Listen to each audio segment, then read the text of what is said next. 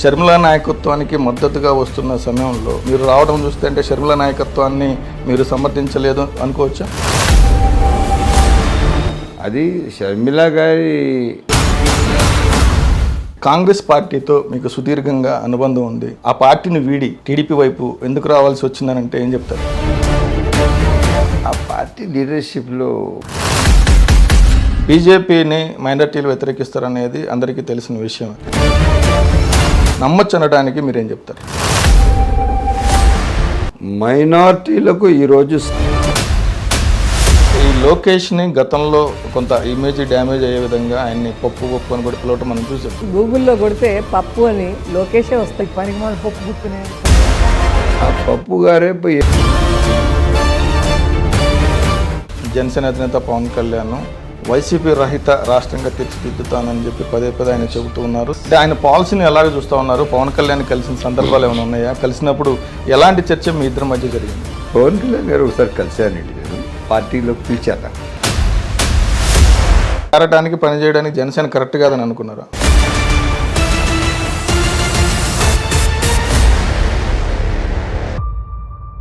ప్రస్తుతం ఏపీలో ఎన్నికల వాతావరణం కనిపిస్తుంది. ఒక మహాసంగ్రామాన్ని తలపించేలాగా అధికార పార్టీ అదేవిధంగా ప్రతిపక్షాలన్నీ కూడా తమ అస్త్రాలను సిద్ధం చేసుకుంటూ ఉన్నాయి. ఈ నేపథ్యంలో ఉమ్మడి చిత్తూరు జిల్లాలోని మదనపల్లిలో ప్రస్తుతం మనం ఉన్నాం. మనతో షాజహాన్ బాషా గారు ఉన్నారు. ఆయన కూటమి అభ్యర్థిగా ఇక్కడి నుంచి బరిలో దిగుతూ ఉన్నారు. ఈ నేపథ్యంలో ఆయన్ని ఇక్కడ మదనపల్లి నియోజకవర్గంలో ఏ విధంగా ఉన్నాయి పరిస్థితులు, ఆయన ఎందుకు పోటీ చేయాల్సి వస్తుంది, కాంగ్రెస్ని వీడి కూటమికి ఎందుకు రావాల్సి వస్తుంది, అదేవిధంగా ఆయన్ని ఎమ్మెల్యేగా గెలిపిస్తే ఈ నియోజకవర్గాన్ని ఇలాగా డెవలప్ చేస్తారనేది, ఇలాంటి విషయాలన్నీ కూడా తెలుసుకునే ప్రయత్నం చేద్దాం. ప్రస్తుతం మనతో షాజహాన్ బాషా గారు ఉన్నారు. సార్ నమస్తే. నమస్తే అండి. కాంగ్రెస్ పార్టీతో మీకు సుదీర్ఘంగా అనుబంధం ఉంది. ఆ పార్టీని వీడి టీడీపీ వైపు ఎందుకు రావాల్సి వచ్చిందని ఏం చెప్తారు? కాంగ్రెస్లో నేను ఉన్నానండి, దాదాపు ఎమ్మెల్యేగా పనిచేశాను 10 సంవత్సరాలు. దాని తర్వాత 9 సంవత్సరాలు నేను పయనం చేశాను. ఆ జర్నీ తర్వాత కూడా నాకు ఎక్కడ కూడా క్లారిటీ కనపడలేదు. కాంగ్రెస్ మళ్ళీ పవర్ రిటైన్ చేస్తుంది, ఆ పబ్లిక్లో ప్రతిపక్ష పాత్రను పోషిస్తుంది అని చెప్పి ఎక్కడ కూడా ఆ వాతావరణం కనపడలేదు. అది ల్యాక్ ఆఫ్ లీడర్షిప్ క్లియర్గా కనపడింది. సో ఒక రీజనల్ పార్టీ స్టేట్ కన్సర్న్ పార్టీని ఒక వారానికి 5 డేస్ పనిచేస్తున్నారు. సెంట్రల్ పార్టీ ఇండియాకి స్వరాజ్యం మూమెంట్ నడిపిన పార్టీ. ఈ పార్టీకి ఒక ప్రత్యేకత ఉంది. ఆ పార్టీ లీడర్షిప్లో కొంచెం ల్యాక్ ఆఫ్ లీడర్షిప్ కనపడించింది. ఇంకా నేను నా కాన్స్టిట్యున్సీ పబ్లిక్కి సర్వ్ చేయాలా, నేను పబ్లిక్తో పని చేయాలనుకున్నాను. సో అప్పుడు ఒక డెసిషన్ తీసుకోవాల్సి వచ్చింది. అంటే రఘువీరారెడ్డి గారు, ఆ తర్వాత శైలజనాథ్ గారు, తర్వాత గిడుగురుద్రరాజు గారు, వీళ్ళంతా పనిచేశారు. ఇప్పుడు షర్మిల గారు ఉన్నారు. షర్మిల గారు బాధ్యతలు చేపట్టిన తర్వాత చాలామంది పాత లీడర్స్ మళ్ళీ యాక్టివ్ అవడం జరుగుతుంది. సిట్టింగ్ ఎమ్మెల్యేలు కొంతమంది వైసీపీ నుంచి కూడా ఈ పార్టీలోకి వస్తున్న పరిస్థితి. అంటే షర్మిల నాయకత్వానికి మద్దతుగా వస్తున్న సమయంలో మీరు రావడం చూస్తే అంటే షర్మిల నాయకత్వాన్ని మీరు సమర్థించలేదు అనుకోవచ్చా? షర్మిల గారు వచ్చిన తర్వాత పార్టీలో ఫ్లో ఉంది, పబ్లిక్ నుంచి అష్యూరెన్స్ రాలేదు, నమ్మకం రాలేదు. ఇంకా అది షర్మిల గారి ఒక మూమెంట్ వచ్చి అగేన్స్ట్ ద రూలింగ్ గవర్నమెంట్ అనిపిస్తోంది. అంతేకాకపోతే ఇంకా లీడర్షిప్, ఎందుకంటే మధ్యలో షర్మిల గారు తెలంగాణ వెళ్లకుండా నేరుగా ఆంధ్ర వచ్చిందంటే, సో అది ఒక అష్యూర్డ్ కన్ఫైన్గా పబ్లిక్ మన కోసమే ఉన్నారు అని చెప్పి ఒక మెసేజ్ వచ్చింది. అక్కడ వెళ్ళిన తర్వాత అది ఏమైందంటే అది క్లియర్గా ఐడెంటిఫై అయిపోయింది.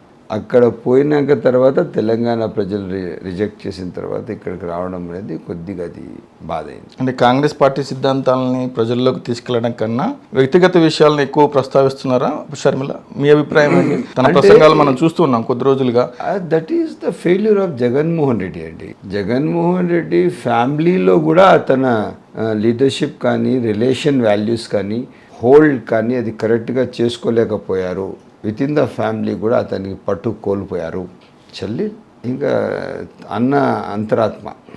ఎందుకంటే అప్పుడు ఆయన కోసం ఆమె ఎంత పెద్ద పాదయాత్ర చేసింది. జైల్లో ఉన్నప్పుడు కాళ్ళు నొప్పి ఉన్నా కూడా బ్యాండేజ్లు వేసుకొని తిరిగింది. సో ఫస్ట్ అష్యూరెన్స్ ఆమెకు బిల్డ్ చేయాలి, ఆమెకు నమ్మకం కల్పించాలి. ఆ నమ్మకం కల్పించడంలోనే విఫలమయ్యారు జగన్మోహన్ రెడ్డి గారు. So he is not a faith person. అదే కాకుండా రాష్ట్ర పరిస్థితులు ఏలాగా ఉన్నాయంటే ఆయన ఏదో ఒక లిమిటెడ్ కంపెనీ నడిపారండి. సీఎంఓ ఎక్కడ నడిపారు? ప్రజలతో ఎక్కడ కలిశారు ప్రతిరోజు? ఇప్పుడు నేను 3 సీఎంలతో పనిచేశాను. నేను ఇప్పుడు 4th సీఎం మన ఎక్స్ సీఎం గారు చంద్రబాబు గారితో పనిచేశారు. వాళ్ళు లిటరల్లీ తెల్లారి నుంచి రాత్రి వరకు ప్రజలతో ఉంటారు. ఇప్పుడు మేము పనిచేసి రాజశేఖర్ గారితో పనిచేసాను, నేను మన రోషే గారితో ఉన్నాను, కిరణ్ కుమార్ గారితో 3.5 years ఉన్నాము. ఎంత తెల్లవారి 7:30 నుంచి రాత్రి ఒక 8:30-9 వరకు రౌండ్ ద క్లాక్ ఒక సీఎం వచ్చి 2,000 మంది కలిసేవాళ్ళండి. ఏదో ఒక్కరోజు ఏదైనా దాఖలాలు చూపించండి. ముఖ్యమంత్రి జగన్మోహన్ రెడ్డి గారు ఉన్నంత కాలం ఆయన 1000 మందికి కలిసిన దాఖలాలు చూపించండి, సీఎం నడిపిన దాఖలాలు చూపించండి. ఎక్కడ కూడా ఆయన ఒక అష్యూడ్ ఒక సీఎం ఏ విధంగా పని చేయాలా, ప్రజలకు ఎట్లా దగ్గర కావాలా. స్టార్టింగ్లో రోడ్లు ఎక్కడ కనబడితే ప్రతి ఒక్కరి మీద చేతులు వేశారు, తల మీద చేయి పెట్టారు. అక్కడికే చెప్పబోతున్నారు, పాదయాత్ర సుదీర్ఘంగా చేశారు. సుదీర్ఘమైన పాదయాత్రలో చాలా మంది కష్టాలు నేను చూశాను. 99% ఏ సమస్యలు ఉన్నాయో వాటి మేనిఫెస్టోలో పెట్టినా మేనిఫెస్టో అంతా కూడా అమలు చేశానని చెప్తున్నారు. సమస్యలన్నీ తీర్చిన తర్వాత రావాల్సిన పని లేదని ఆయన భావిస్తున్నారేమో. కానీ మీరేమంటారు, ఇంకా సమస్యలు పరిష్కారం కానీ మేనిఫెస్టోలు ఇచ్చినాయి కానీ అమలు చేయని కానీ ఇంకేమైనా ఉన్నాయనుకుంటున్నారా? అబ్సల్యూట్ అని ఏం చేయలేదండి. టౌన్ పరిస్థితులు, రోడ్లన్నీ అస్తవ్యస్తమైపోయాయి, అన్ని గుంతలమయమైపోయాయి. డిపార్ట్మెంట్స్ ఆఫ్ అడ్మినిస్ట్రేటివ్ డిపార్ట్మెంట్స్ ఉన్నాయి. ఇంజనీరింగ్ స్టైల్లో ఏవేవి ఉన్నాయి, R&B ఉంది, పంచాయతీరాజ్ ఉంది, ఇరిగేషన్ ఉంది, మళ్ళీ వచ్చి RWS ఉంది. ఇవన్నీ వచ్చి స్టేట్ ఇంజనీరింగ్ కన్సర్న్. ఇది స్టేట్ డెవలప్ కావాల్సిన R&B రోడ్స్ అండ్ బిల్డింగ్ చూస్తుంది, ఇరిగేషన్ ప్రాజెక్ట్స్ చూస్తుంది, water project, irrigation project, Panchayati Raj గ్రామ రోడ్స్ చూస్తుంది, RWS అంటే రూరల్ వాటర్ సప్లై చూస్తుంది. ఈ అన్ని శాఖల్లో కూడా పట్టు లేదు ముఖ్యమంత్రికి. ఇంజనీర్లు పని లేకుండా జీతాలు తీసుకోవడం అనేది నా జీవితంలో నేను చూడలేదు. నా రాజకీయ జీవితం దాదాపు నేను 30 ఏళ్ళ నుంచి రాజకీయాల్లో ఉన్నాను. నేను ఈ 30 ఏళ్ళు సుదీర్ఘ జీవితంలో ఏ ఇంజనీర్ ఫ్రీగా కనపడేవారు కాదు. వాళ్ళ దగ్గర ఎంబుక్ ఉండేది, రికార్డ్ చేయాల, పరిగెత్తేవాళ్ళు, సైట్ ఇన్స్పెక్షన్ చేసేవాళ్ళు, స్టేటస్ చెక్ చేసేవాళ్ళు, కాంట్రాక్టర్కి నోటీసులు ఇచ్చేవాళ్ళు. కాంట్రాక్టర్లు పిలిచిందే మీ వర్క్ క్వాలిటీ స్టాండర్డ్స్ మెయింటైన్ చేయడం లేదు, మీరు M30 అంటే M30 స్టాండర్డ్స్ మెయింటైన్, ఇవన్నీ జరిగేవి. కాకపోతే ఇప్పుడు ఏమీ లేదు. కానీ రివర్స్ టెండరింగ్ తీసుకొచ్చి అన్ని ప్రజాధనం అంతా ఆదా చేస్తామని చెప్తాను. రివర్స్ టెండరింగ్ ఆడ ఫండ్స్ ఉంటాయి కదా, R&Bకి ఫండ్స్ అలొకేషన్ లేదు, ఇరిగేషన్కి ఫండ్స్ అలొకేషన్ లేదు, పంచాయతీరాజ్కి ఫండ్స్ అలొకేషన్ లేదు, RWSకి ఫండ్స్ అలొకేషన్ లేదు. సమస్యలు గ్రామాల్లో తాండవం ఆడుతుండే. వీధి దీపాలు లేవండి గ్రామాల్లో. వీళ్ళకి అడ్మినిస్ట్రేషన్ వచ్చా చెప్పడానికి సిగ్గుతో తల వంచుకోలే. వీళ్ళంతా టోటల్ కొలాప్స్ చేశారు డిపార్ట్మెంట్స్కి అంతా. కానీ అద్భుతమైన వాలంటీర్ వ్యవస్థను తీసుకొచ్చామని పదే చెప్తున్నారు. గతంలో పెన్షన్ కోసం క్యూ లైన్లో నుంచునేవాళ్ళు, ఆ క్యూ లైన్లోనే ముసలి ముత్తగా అంతా కూడా ఇబ్బంది పడుతూ ఉండేవాళ్ళు. అలాంటిది వాళ్ళకి ఇంటికే వెళ్ళి మేము ఇస్తా ఉన్నాం, ఇంటి దగ్గరికే వెళ్ళి రేషన్ బియ్యం ఇస్తున్నాము, ఇది మా ప్రభుత్వ ఘనత కాదా అంటున్నారు. కాదంటారా? మంచి మాట అడిగారు మీరు. రేషన్ బియ్యము ఎక్కడో ఒకదాని రేషన్ కొట్టు ఉండేది, ఆ షాప్ ఉండేది. సాయంత్రం పూట మధ్యాహ్నం పూట కొంచెం ఎండ చల్లబడిన తర్వాత పోయి తెచ్చుకునేవాళ్ళం. ఇప్పుడు ఏమేమి చేశారంటే మిట్ట మధ్యాహ్నం వస్తుందండి అలా ఏదో రేషన్ వ్యాను. రేషన్ ఏమిస్తున్నారు ఇప్పుడు తెలుసా మీకు? ఓన్లీ చక్కెర, రైస్. రేషన్ అంటే రెండేనా? ఏమన్నా బ్యాళ్ళు లేవా, ఆయిల్స్ లేవా? ఇంతకుముందు ఏమేమి ఇచ్చేవాళ్ళం మేము? సర్ప్లస్గా ఇచ్చేవాళ్ళం. ఏమైపోయినాయి ఇవన్నీ? ఎక్కడున్నాయి? సో ఆ రేషన్ తీసుకునే వాళ్ళు కూడా ఫస్ట్ గౌరవంగా పోయి సాయంత్రం పూట ఒక సీనియర్ సిటిజన్స్ ఉంటారు, వాళ్ళు ఏం చేస్తారు, సాయంత్రం 5-6 గంటలకు కొంచెం రెస్ట్ తీసుకొని ఇంటికి అక్కడ ఎక్కడైతే రేషన్ షాప్ ఉందో అక్కడ పోయి తెచ్చుకునేవాళ్ళు.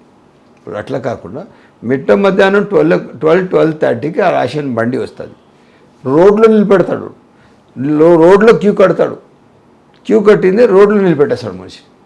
So it's literally insult to the people of the Andhra Pradesh. అసలు మేము ఒక్కరోజు జగన్మోహన్ రెడ్డి గారు ఆ క్యూలో నిలబడి రేషన్ తీసుకోవాలా, అప్పుడు దాని విలువ తెలుస్తుంది. తెలియని మనిషికి ఏం చెప్తాం? It's zero. వాలంటీర్ వ్యవస్థ మీద మీ అభిప్రాయం ఏంటి? వాలంటీర్ వ్యవస్థ ఏంది, అతన్ని అజెండా కోసం పెట్టారండి. వాలంటీర్ వ్యవస్థ ఎక్కడ ఉంది? ఇప్పుడు చూడండి, బ్రైబ్ స్టేజ్ ఏమున్నది. ఫస్ట్ ఒక ఇంటి కోసము 2,000 రూపాయలు ఇస్తే ఒక ఇల్లు శాంక్షన్ అయ్యేది లంచం కింద. ఇప్పుడు ఎంతమందికి ఇవ్వాలా? వాలంటీర్కి ఇవ్వాలా, సెక్రటరీకి ఇవ్వాలా, మళ్ళీ అక్కడ అడ్మిన్కి ఇవ్వాలా, వీళ్ళు ముగ్గురు దాటిన తర్వాత మళ్ళీ VROకి ఇవ్వాలా, పంచాయత్ సెక్రటరీకి ఇవ్వాలా, అదేవిధంగా ఇప్పుడు హౌసింగ్ ఏఐకి ఇవ్వాలా. సో ఎన్ని చేతులు మారుతున్నాయి? 7 చేతులు. ఇస్తూ ఉండేది ఎంత? 1,80,000. 1,80,000లో ఫౌండేషన్ పూర్తి కాదు. అది ఎంత స్థలం, ఎంత విస్తీర్ణం, ఎంత ల్యాండ్ విస్తీర్ణం? 1.5 సెంటు. కట్టాల్సింది ఎంత? 1 సెంటు. నేను అడుగుతున్నా జగన్మోహన్ రెడ్డి గారికి, వాళ్ళ మంత్రులకు, వాళ్ళ ఎమ్మెల్యేలకు, 1 సెంట్ ఇల్లులో బాత్రూమ్ ఎక్కడ, బెడ్రూమ్ ఎక్కడ, కిచెన్ ఎక్కడ? 1 సెంట్ ఇల్లు కట్టి 24 గంటలు మీరు కాపురం ఉండండి. మీరు కంఫర్ట్ ఫీల్ అయితే ఎస్, రాష్ట్ర ప్రజలు కూడా ఇచ్చేసి. అవి కాలనీలు కాదు, ఏకంగా ఊళ్ళో కడుతున్నామని చెప్పుకుంటా ఉన్నారు. వాళ్ళు చెప్పిన ఈ 9 నవరత్నాలు ఏవైతే ఉన్నాయో వాటిల్లో ఇదే ఒక ప్రతిష్టాత్మక ప్రాజెక్ట్ కింద వాళ్ళు చెప్పుకుంటా ఉన్నారు. అట్టర్ ఫెయిల్యూర్ ప్రాజెక్ట్ మేము చేశాం. నేను దాదాపు 14,000 ఇండ్లు ఇచ్చా. యావిడనే లాట్ గర్వంగా చెప్తాం. మాకు పోలిస్తే వీళ్ళు మాతో గ్రామాల్లోకి వస్తే వీళ్ళకు తూచి తప్ప ఏమి మిగలదు. వీళ్ళు చేసింది ఏమీ లేదు, వీళ్ళు శూన్యం. 1,80,000 ఇచ్చేసి ఇల్లు స్లాబ్ అయిపోవాలంటే ఫౌండేషన్కి 1,80,000 పూర్తి అయిపోతుంది. 2.5 లక్షలు అవుతుంది ఫౌండేషన్. ఒక పోత్బోల్ దగ్గరనే ఒక ఇచ్చారు హౌసింగ్ స్కీమ్లో, అక్కడ పోయి చూశాను నేను. అంత బండ వచ్చేసింది. బండ వస్తే అతనికి ఏమిటో నీ కర్మ అంటారు. నీ కర్మ, మాకేం సంబంధం, నువ్వు కట్టు అంటాడు. కట్టకపోతే క్యాన్సల్ చేస్తామంటాడు. అతను ఏం చేస్తాడు, 20,000 సంపాదించేవాడు. 4,000 రూపాయలు ఇంటి బాడీగా, 5,000 రూపాయలు వచ్చిందే అతని ఇంటికి కావాల్సిన సరుకులు మంచి 2,000 రూపాయలు వాళ్ళ ఇంటి అవసరాలు ఖర్చులు, 9,000 రూపాయల నుంచి 10,000 రూపాయలు మిగిలించుకునేవాడు. అప్పు లేకుండా సంతోషంగా బతికేవాడు. ఇతను ఇల్లు ఇచ్చిన తర్వాత 5 లక్షల రూపాయలు అప్పు చేశారు. 5 లక్షల రూపాయలు 5 రూపాయలు వడ్డీతో. ఎంత 5 రూపాయలు వడ్డీ? నెలకు 25,000 రూపాయలు వడ్డీ కట్టాలి అతను 5 లక్షలకి. సో మర్యాదగా అతన్ని బాడీకి ఇంట్లో ఉండి సుఖంగా ఉన్నాడు. ఇతను జగన్మోహన్ రెడ్డి గారు ఇల్లు ఇచ్చేసి ఆయనకి తీసుకొచ్చి రోడ్లో పెట్టేశాడు, అప్పుల పాలు చేశాడు. సరే, ఇల్లు కంప్లీట్ చేస్తాడు. ఆ అప్పు బాధకు ఇంట్లో కాపురం ఉండడు. ఆ ఇల్లు వచ్చిందే, ఆ అప్పుకి ఇచ్చేసిందే, దండం పెట్టేసి మళ్ళీ హిల్ బి బ్యాక్ టు ప్యావిలియన్. అంటే గూడు కల్పిస్తామని చెప్పి రోడ్డు మీదకి తీసుకొచ్చింది అంటారు. ఓకే, ఇక టీడీపీ సంగతికి వద్దాం. ఎస్, కాంగ్రెస్ చూశారు, వైసీపీది 5 ఏళ్ళ నుంచి చూస్తూ ఉన్నారు, నచ్చలేదు అంటున్నారు. టీడీపీలో మీకు నచ్చిన అంశాలు ఏంటి? మీరు జాయిన్ అవ్వాల్సినంతగా ఆకట్టుకున్న అంశాలు టీడీపీలో ఏమున్నాయి? చంద్రబాబు నాయుడు గారు ఒక విజనరీ అండి. ఆయన చిన్న వేస్ట్ ఇష్యూస్లో ఇట్లంతా ఇన్వాల్వ్ కారు. ఆయన ఏం చెప్తారు, పని చేసే కాడికి ఒక అష్యూర్డ్ ఉండాలి, పద్ధతిగా పని చేయాలి, చేసిన కాడికి మంచి చేయాలి, చేయగలిగింది, లేదంటే గమ్మున ఉండాలి. ఏదైనా చేస్తే ఇట్ షుడ్ బి అబ్సల్యూట్, ఏదో తూచాడలే కాదు. ఆ విధంగా ఆయన ఎన్డీఏ కన్వీనర్గా పనిచేశారు పెద్దలు చంద్రబాబు నాయుడు గారు. ఎక్కడ కూడా ఆయన డౌట్ లేదు. అదేవిధంగా ఇప్పుడు మన రాష్ట్రానికి 14.5 సంవత్సరం, ఉమ్మడి రాష్ట్రానికి 9.5 సంవత్సరం ముఖ్యమంత్రిగా పనిచేశారు. ఉన్న కాడికి క్లీన్ చేసి పనిచేశారు. దట్టు ఎన్డీఏ కన్వీనర్ ఉంటూ ముస్లిం మైనారిటీస్ మొత్తం ఎక్కడ కూడా డిస్టర్బ్ చేయకుండా హైదరాబాద్ అల్లర్లు దానికి క్లియర్ కట్గా ట్రాక్లో తీసుకొచ్చారు. ఎక్కడ వెళ్ళలేదు. 3 నెలలు అక్కడ వచ్చింది, మీకు కర్ఫ్యూ ఉండేది, దానికంతా స్ట్రీమ్ లైన్ చేసేసి. ఇక అక్కడి నుంచి వస్తే వఫ్ ప్రాపర్టీస్ హైదరాబాద్లో సర్ప్లస్ ఉన్నాయి, చాలామంది తినేస్తున్నారు. ఎంఐఎం వాళ్ళు కూడా ఎంఐఎం వాళ్ళు చాలా తినేశారు. దాంతోపాటు ఆయన ఎక్కడ కూడా మిస్యూజ్ కానివ్వలేదు. హైదరాబాద్ హజ్ హౌస్ ఎవరు కట్టించారు? చంద్రబాబు నాయుడు గారు కట్టించారు. So is a man of a secular, clear కట్గా ఉంటారు. ఉన్న కాడికి ఇవి అన్నెసరీ ఇష్యూస్లో ఇన్వాల్వ్ కాదు. ఇప్పుడు చూడండి, కర్నూలులో ఒక ప్రాపర్టీ 5,000 కోట్ల ప్రాపర్టీ వైఎస్ఆర్సీపీ ఎమ్మెల్యే కబ్జా చేసి కూర్చోన్నాడు. It's a clear land of the Waqf board. దానికి ఒక కమ్యూనల్ ఇది తీసుకుని వచ్చి టక్కన్ ల్యాండ్ గ్రాప్ చేసి పెట్టుకున్నాడు. జగన్మోహన్ రెడ్డి గారు తెలీదా? సో ఆయన నేను మైనార్టీల పక్షపాతి అంటారు. ఎందుకు ఆ ప్రాపర్టీ సెక్యూర్ చేసి మైనార్టీస్ ఇవ్వడం లేదు? అతను క్లీన్ ఉంటే. అబ్దుల్ సలాం అని ఒక ఫ్యామిలీనే నంద్యాల్లో తన పిల్లలకు రైల్వే ట్రాక్లో చేతులు కట్టేసి సూసైడ్ చేసుకునేంత బలవంతంగా తండ్రి కూడా పడుకున్నారు. సో ఆ ఒక్క సెకండ్ ఆలోచన చేయండి, వాళ్ళ మనసుల్లో ఏ విధంగా బాధపడింటే ఆ స్థాయికి వాళ్ళు సూసైడల్ స్టేజ్కి వెళ్తారు. మిస్బా అని ఒక పాప ఇక్కడ పలంనేరులో, ఆ పాప పైన ఏదో వైఎస్ఆర్సీపీ నాయకుడు పెద్దిరెడ్డి రామచంద్రారెడ్డి మనిషి అంత కిరాతకంగా ఆ పాప వాళ్ళ తండ్రి పైన వ్యవహరిస్తే ఆ పాప లాస్ట్కి మా నాన్నగారికి అవమానాలు దీనివల్లే జరుగుతున్నాయని చెప్పి ఆ పాప ఒక సూసైడ్ లెటర్ రాసి చనిపోయింది. సో దీని తర్వాత వైఎస్ జగన్మోహన్ రెడ్డి గారు మైనార్టీల పక్షపాతి ఏం చేశారు? వాళ్ళ ఇళ్ళకి వెళ్ళారా? అట్లీస్ట్ వాళ్ళకి పలకరించారా? ఏం జరిగింది ఇష్యూ పైన ఏదైనా కమిటీ వేసారా, లేక కమిషన్ వేసారా? ఏం చేయలేదు. జగన్మోహన్ రెడ్డి గారు తాడేపల్లి ప్యాలెస్కి రిటర్న్ అయినారు, అంతే తప్ప రాష్ట్రానికి చేసింది ఏమీ లేదు. ఇప్పుడు మైనార్టీలకి రాష్ట్రానికి ఏం చేయలేదు, మైనార్టీలు కూడా ఏం చేయలేదు అంటున్నారు. కానీ ఇదే టీడీపీ సెక్యులర్ పార్టీ అంటున్నారు. ఇదే సెక్యులర్ టీడీపీ ఇప్పుడు బీజేపీతో జత కలిసింది, జనసేనతో జత కలిసింది.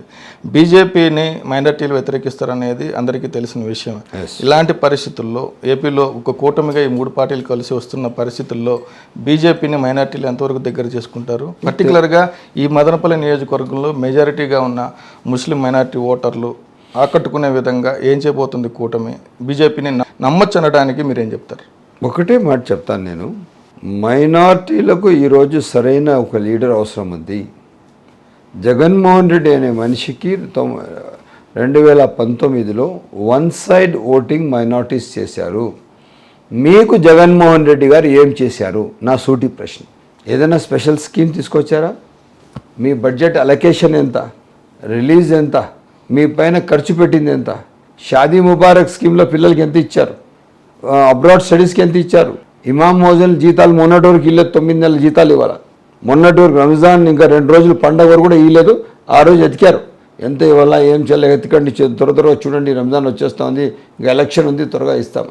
9 నెలల జీతాలు పెట్టుకున్నాడంటే అతను ఏం ఈజ్ అడ్మినిస్ట్రేటర్ అండి, ఈజ్ జీరో.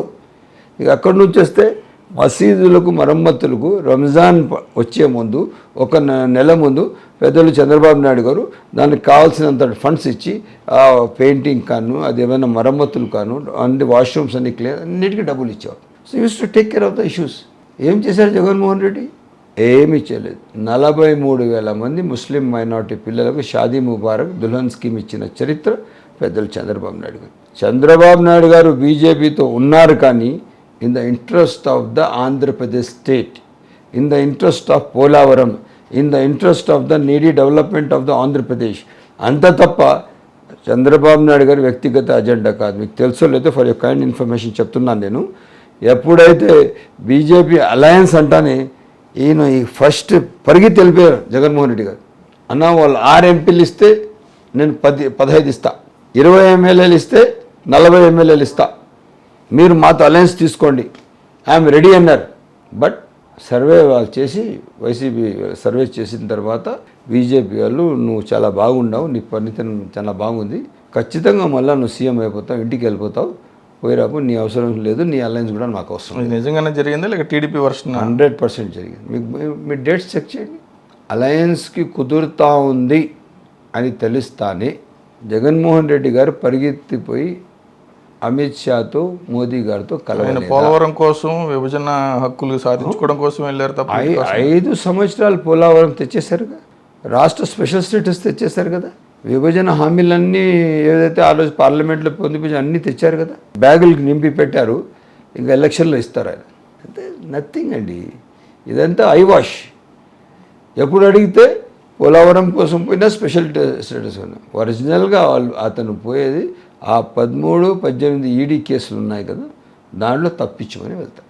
అంత తప్ప వేరే ఏమీ జరగలేదు అక్కడ, వేరే సబ్జెక్ట్ కూడా లేదు. కానీ ఇక్కడ ఏపీలో బీజేపీ చూడటానికి బలహీనంగా ఉన్న అన్ని పార్టీల కంటే బలంగా ఉంది బీజేపీని. ఏ పార్టీ అధికారంలో ఉన్నా ఆ పార్టీని తన గుప్పిట్లో పెట్టుకొని ఆడిస్తూ ఉంటుంది అనేది రాజకీయ విశ్లేషకులు చెప్తున్నది కావచ్చు, దేశవ్యాప్తంగా ఉన్న చర్చ కావచ్చు. దీనిపై మీరేమంటారు? ఏపీలో ఉన్న పరిస్థితి, రాష్ట్ర పరిస్థితి అదే ఉందండి. రాష్ట్రంలో ఎవరు పాలించాలంటే కూడా సెంట్రల్ సపోర్ట్ కావాలి. ఒక కాంగ్రెస్ పార్టీ పైన చాలా పెద్ద పబ్లిక్ది నమ్మకం ఉన్నది. కాంగ్రెస్ పార్టీ ల్యాక్ ఆఫ్ లీడర్షిప్తో వెనక్కి వెళ్ళిపోయింది. అప్పుడు ఆల్టర్నేటివ్ ఎందుకు పెద్దలు చంద్రబాబు నాయుడు గారు కాంగ్రెస్తో తెలంగాణలో పయనించలేదా? Is a free man. ఆయన ఎక్కడ కూడా ఒకసారి లేడు. ఎన్డీఏ కన్వీనర్ ఉన్నారు, మైనారిటీ ఇంట్రెస్ట్లో పనిచేయలేదా? ఎక్కడ మీరు వెళ్తే కూడా ఆయన క్యారెక్టర్లో కానీ ఆయన మాట తీరులో ఈజ్ క్లియర్గా ఉంది. కానీ విభజనతో కాంగ్రెస్ పార్టీ చేసిన తప్పుల్ని ఆ తర్వాత బీజేపీ కూడా కంటిన్యూ చేస్తూ వచ్చింది కదా. స్టీల్ ప్లాంట్ ఇష్యూ కావచ్చు, ప్రత్యేక హోదా కావచ్చు, పోలవరానికి ఇవ్వాల్సినవి కావచ్చు, లేదంటే ఇతర విభజన సమయంలో జరిగిన ఏవైతే హామీలు ఉన్నాయో వాటన్నిటిని అమలు చేయడంలో కావచ్చు. అటువంటి వైఫల్యం చెందిన పార్టీతో జత కట్టడం అనేది రాష్ట్ర అభివృద్ధికి కానీ రాష్ట్ర భవిష్యత్తుకి కానీ ఎంత మేరకు ఉపయోగం ఉంటుంది? రాష్ట్రానికి విభజన చేసింది కాంగ్రెస్ పార్టీ, అందరు ఇచ్చిన లెటర్ల మేరకు. ఈరోజు బీజేపీ ఏం చెప్పినా కూడా ఏం చేయలేదు, తెలిసిన వాస్తవమే. బట్ ఓవరాల్గా పోలవరంకి ఎంత కావాలో అంత డబ్బు ఇంత ఇచ్చింది. దాని తర్వాత ఒక పెద్దలు చంద్రబాబు నాయుడు గారి దగ్గర ఒకటి ఏముంటే ఎలా ఎవరితో వ్యవహరించాలా, స్టేట్ ఇంట్రెస్ట్లో ఎలా పనిచేయాలని ఆయన దగ్గర ఒక విజన్ ఉంది. బీజేపీ ఆయన క్రైటీరియా కాదు, ఆయన క్రైటీరియా వచ్చి సెంట్రల్ గవర్నమెంట్. ఇప్పుడు ఉన్న పరిస్థితి ప్రకారం సెంట్రల్లో మళ్ళీ పవర్ రిటైన్ చేయబోతుంది బీజేపీ. ఉన్న సర్వేస్ అన్నీ మీరు కూడా చూశారు, ఎన్నో సర్వీస్ ఎక్కడ కూడా కానీ కాంగ్రెస్కి ఫేవర్ లేదు. సో అటువంటి సందర్భంలో రాష్ట్ర శ్రేయస్సు కోసం నేను ఇవన్నీ ప్రాజెక్ట్స్ కంప్లీట్ చేయాలా, స్కీమ్స్ అన్నీ చేయాలా, ఎలా చేయాలా, ఎవరుంటే నేను చేయగలుగుతాను. సో ఏ ప్రాంతీయ పార్టీ అయినా ఒక జాతీయ పార్టీ గొడుగులో ఉండాల్సిందే, ఒక నీడలో ఉండాల్సిందే. ఇప్పుడు ఏం చేశారు వైసీపీ వాళ్ళు? ఎక్కడ దొరికితే అక్కడ కాలు పట్టుకున్నారు. మోడీ గారు స్టేజ్లో దొరికితే స్టేజ్లో కాలు పట్టుకున్నారు. ఇంట్లో దొరికితే ఇంట్లో, పిఎంఓలో దొరికితే పిఎంఓ, ఎక్కడ దొరికితే అక్కడ కాళ్ళు పట్టుకున్నారు. చేసింది ఏం రాష్ట్రానికి ఏం లేదు, వాళ్ళ సొంత అజెండా పైన వెళ్ళారు. రాష్ట్రానికి ఒరిగింది ఏం చెప్పండి? ఈ 5 ఏళ్ళు ఏదైనా మంచి జరిగిందా? ఏదైనా ఒక్క చెప్పండి. ఏం జరగలేదు. ఇట్స్ ఫిట్ ఫర్ నథింగ్ అంతే. మీరు లోకేష్ పాదయాత్రలో కలిశారు, ఆయన వెంట కొంత నడవడం కూడా జరిగింది. అదే సమయంలో జాయిన్ అయ్యారు కొంచెం అటు ఇటుగా. అంటే ఈ లోకేష్ని గతంలో కొంత ఇమేజ్ డ్యామేజ్ అయ్యే విధంగా ఆయన్ని పప్పు అని కూడా పిలవటం మనం చూసాం. అప్పటి లోకేష్కి ఇప్పుడు లోకేష్కి ఏమైనా తేడా ఉందా? చంద్రబాబు నాయుడికి అసలైన వారసుడిగా, టీడీపీకి సారథ్యం వహించే నాయకుడిగా ఆయన తయారవగలడన్న నమ్మకం మీలో ఉందా? ఎలా చూస్తూ ఉన్నారు లోకేష్ని? లోకేష్ గారికి ఇప్పుడు ఎప్పుడైతే ఆయన మినిస్టర్ ఫర్ పిఆర్ పంచాయతీరాజ్ ఇవంతా పనిచేసినప్పుడు పప్పు అన్నారు. సరే ఎలక్షన్ అయింది 19ది. దాని తర్వాత 4000 కిలోమీటర్లు నడిచారు ఆయన. ఆ పప్పు గారే పోయి AK-47 అయిపోయారు. ఆయనకి పప్పు అన్నారు, ఇప్పుడు ఆయన AK-47 అయిపోయారు. ప్రతి ఒక్క ప్రెస్ మీట్లో, ప్రతి ఒక్క మీటింగ్లో, ప్రతి ఒక్క జిల్లాలో ఆయన మాట్లాడుతుంటే సబ్జెక్ట్లో వైసీపీ వాళ్ళు ఆయనకి జవాబు చెప్పలేకపోయినారు. కౌంటర్గా అటాక్ చేయాలని ట్రై చేసినప్పుడు ఎక్కడ కూడా కానీ ఆయన ఒక్క ఇంచు కూడా భయపడలేదు. పూర్తిగా ఆయన ధైర్యంగా ప్రతి ఒక్క ఇష్యూకి ఆయన చేశారు. So he successfully done 4000 kilometres. So ఆ పప్పు అనుకున్న వాళ్లకు అది సరైన జవాబు. ఆయన 4000 కిలోమీటర్లు ఆయన చేసిన పనితీరు, ఆయన ఏ విధంగా స్పందించారు, ఏ విధంగా ఇష్యూస్ పైన మాట్లాడారు, ఆయన 4000 కిలోమీటర్ల పాదయాత్రని ఇట్స్ ఎ మెసేజ్. ఇంకొక కుదుపు కూడా టీడీపీలో జరిగింది. అప్పటికి మీరు ఇంకా పార్టీలో జాయిన్ అవ్వలేదు అనుకుంటా బహుశా. అంటే చంద్రబాబు నాయుడు గారు జైలుకి వెళ్ళిన సమయం మీరు అప్పుడు ఉన్నారు, జాయిన్ అయ్యారు కొద్ది రోజులకి. అవును, మీరు దీంట్లో అంగళ్ళ కేసు, అంగళ్ళ కేసు కావచ్చు, తర్వాత ఆయన జైలుకి వెళ్ళిన తీరు కావచ్చు, ఆ సందర్భంలో టీడీపీ పరిస్థితి ఎలా ఉంది? టీడీపీ మళ్ళీ బతికి పట్టగలదా, బయటపడగలదా? ఇలాంటి సందర్భం ఏమైనా అనిపించిందా? మీరు జాయిన్ అయిన కొత్తలో జరిగిన పరిణామాలు, అనవసరంగా పార్టీలోకి ఏమైనా వచ్చానా, ఇలాంటివి ఏమైనా అనిపించిందా మీకు? ఒక నిర్ణయం తీసుకున్న తర్వాత నేను తప్పు నిర్ణయం తీసుకున్నానా, నేను ఎందుకైనా వచ్చాను ఈ పార్టీలో, నేను రాకపోయింటే బాగుండేదా, అట్లా ఆలోచన నాకు రాదు. ఎందుకంటే నాకు దేవుని దేవల్ల ఫోర్త్ సెన్స్ ఎలా ఉంటుంది ఫ్యూచర్ ఏదైనా అంత ఇప్పుడు. ఎందుకంటే అప్పటికే జగన్మోహన్ రెడ్డి గారు ఇస్ ఫిట్ ఫర్ నథింగ్ అనేది తెలిపింది. నేను చేరిన 10 రోజులకి 4 ఎమ్మెల్సీల ఎలక్షన్ జరిగింది, గ్రాడ్యుయేట్ ఎమ్మెల్సీస్. ఆ రిజల్ట్ ఈజ్ ఎ మ్యాండేట్. ఆ mandate is the future coming election result. అవన్నీ చూసిన తర్వాతనే నేను అబ్సల్యూట్గా బట్ అది దాని తర్వాత అంగళ్ళు ఇష్యూ కాదు. అది అసలు ఏం జరిగింది ఆ రోజు? ఏం జరిగింది? మేము ఉన్నాము, మేము పెద్ద ఆయన కాన్వాయ్లో వెనకాల ఉన్నాము. ఆయన ప్యూర్లీ ఏం చేశారంటే ఇరిగేషన్ ప్రాజెక్ట్స్ విజిట్ చేస్తున్నారు. ఏమేం జరిగినాయి, ఏమేం ల్యాప్సెస్ జరిగినాయి, ఎంత డబ్బు తీసుకున్నారు, ఎంత డబ్బు యూటిలైజ్ చేశారు, ఎంత మిస్యూజ్ చేశారు, ఇవన్నీ సందర్శిస్తున్నారు. ఆ క్రమంగా అంగళ్ళు దగ్గరకు వచ్చాం. అంగళ్ళు దగ్గరకు వచ్చినప్పుడు అక్కడ మసీద్ ఉంది రైట్ సైడ్లో. ఆ మసీద్ దగ్గర కాన్వే ఆగింది. ముందర కాన్వేకి సార్ ఇక్కడ కొంచెం స్టోన్ పెల్టింగ్ జరుగుతోంది, కొద్దిసేపు ఉండండి అనేది నిలబడాం. మాకు ఇన్ఫర్మేషన్ మేము దిగి వెళ్తే లిటరలీ వాళ్ళు ఏం చేస్తారంటే ఒక లారీ లోడ్ సరిపోయి ఇంతంత సైజ్ రాళ్ళు పెట్టుకొని అక్కడ నిలబడి ఆ రాళ్ళు అక్కడి నుంచి విసురుతున్నారు. అంతా మేము పోలీసులు ఏమన్నా ఏం చేస్తున్నారు మీరు? మీ బాధ్యత. ఆయన LOP, leader of opposition, that to ex-CM వస్తే రోడ్ క్లియరెన్స్, ట్రాఫిక్ క్లియరెన్స్ మొత్తం మీ బాధ్యత. లా అండ్ ఆర్డర్ కంట్రోల్ చేసే బాధ్యత మీది. మీ చేతి నుంచి దాటిపోతూ ఉంది కథ ఇది. అంటే లేదు సార్ మేము చేస్తున్నాం. బట్ ఇన్ఫ్యాక్ట్ అది మల్కల్ చెరువులో చేయాలని ట్రై చేశారు. అక్కడ సర్కిల్ ఇన్స్పెక్టర్ సాదిక్ అని ఉన్నాడు. ఆయన ఏం చేసినట్టు ఇక్కడ ఏదైనా చేస్తే తోలు తీసేస్తాడు. మళ్ళీ వాళ్ళు స్టార్ట్ చేశాడు. ఆయన ఇమీడియట్ లాఠీ చార్జ్ చేశారు. అదంతా ప్లాన్డ్గా జరిగిందంట. ప్లాన్గానే సో ఎప్పుడైతే ఆయన ఇమ్మీడియట్ లాటరీ చార్జ్ చేస్తానే పారిపోయారు అందరూ. అక్కడ స్ట్రీమ్ లైన్ అయింది, లా అండ్ ఆర్డర్ మెయింటైన్ అయింది. ఇక్కడికి వస్తానే డిఎస్పీ గారు ఉన్నారు, 4 సిఐలు ఉన్నారు, మదనపల్లి 2 సిఐలు ఉన్నారు, రూరల్ సిఐ అందరూ ఉన్నారు. ఉన్నా కూడా వాళ్ళు కావాల్సిన ఆ వైసీపీ గుండాయిజం ముందర వాళ్ళు సరెండర్ అయిపోయారు. వాళ్ళు అంటే దీని వెనక ఎవరున్నారు? పెద్దిరెడ్డి రామచంద్రారెడ్డి గారు, ఆయన ద్వారకనాథ్ రెడ్డి. అంటే పెద్దిరెడ్డి రామచంద్రారెడ్డి కావచ్చు, ఆయన సోదరుడు ద్వారకనాథ్ రెడ్డి, మీరు ఇద్దరు చెప్పిన ఉమ్మడి చిత్తూరు జిల్లాలో వాళ్ళ హవాని అడ్డుకోవటం ఎవరి వల్ల కాదు అనేది ఒక నానుడి ఉంది. అదేవిధంగా మొన్నటి స్థానిక సంస్థల ఎన్నికల నుంచి అక్రమాలు జరిగాయని పదే టీడీపీ ఆరోపిస్తూనే ఉంది. కానీ ఇప్పటివరకు వాళ్ళని ఎదుర్కొనేందుకు సరైన వ్యూహంతో పార్టీ వెళ్తున్నట్టు కనిపించడం లేదు. అంటే పెద్దిరెడ్డి బ్రదర్స్కి టీడీపీ నేతలంతా భయపడుతున్నారు అనుకోవచ్చా? టీడీపీ నేతలు ఎవరైతే అక్రమాలు చేశారో వాళ్ళు చూసి భయపడచ్చు. మేమేం అక్రమాలు చేయలేదు, మాకేం పెద్దిరెడ్డితో ఏ లాలుచి మాకు లేదు. ఆయన మా దగ్గర అంత మాట్లాడేంత ఇది స్టేజ్ కాదు. మేము ఏ రోజు కూడా క్లియర్ కట్గా మాట్లాడినాం పెద్దిరెడ్డి విషయంలో. ఈరోజు కూడా మాట్లాడతాం, రేపు కూడా మాట్లాడతాం. మాకేం ఆయన ఏదో చేసేస్తాడని, ఆయనకి ఎంత బలం ఉందో దేవుని వల్ల మాకు కూడా అంత బలం ఉంది. టీడీపీ ఆవిర్భావం నుంచి ఇక్కడ 9 సార్లు ఎన్నికలు జరిగితే 5 సార్లు టీడీపీ గెలవడం జరిగింది, 2 సార్లు మైనార్టీలు. అంటే ఈసారి కూడా అది రిపీట్ అయ్యే ఛాన్స్ ఉందా? అంటే మదనపల్లి ఒక సేఫ్ జోన్ అనుకోవచ్చా టీడీపీకి? తప్పకుండా మదనపల్లి కాన్స్టిట్యూన్సీ ప్రజలు ఒక నిర్ణయం తీసుకునేశారు. తప్పకుండా ఈ సీట్, మదనపల్లి సీట్ గెలుచుకొని పెద్ద ఆయన చంద్రబాబు నాయుడు గారికి ఒక గిఫ్ట్ కింద ఇవ్వాలనుకున్నాం. కొంచెంసేపు ఈ మదనపల్లి నియోజకవర్గంలో ఇష్యూస్ మీద మనం కాన్సన్ట్రేట్ చేస్తే, చాలా వరకు 5 ఏళ్ల కాలంలో మీరు ఎలాంటి అభివృద్ధిని చూశారు, ఎలాంటి పరిస్థితులు చూశారు? ప్రస్తుతం అంటే మీరు కాన్సన్ట్రేట్ చేయాల్సిన అంశాలు ఏమని అని గుర్తించారు? A to Z 0 అండి. టౌన్ నేను 2009-14లో ఇక్కడే మీ వెనక ఒక పార్క్ ఉంది, ఎన్విఆర్ లేఅవుట్ పార్క్. ఒకసారి విజిట్ చేయండి. నేను డెవలప్ చేశాను పార్క్. అది ఇట్స్ ఏ మాన్యుమెంట్. నేను ఎలా డెవలప్ చేశాను అది మీరు చూడండి. ఈ అంతా 64 ఫీట్ రోడ్స్ అవి.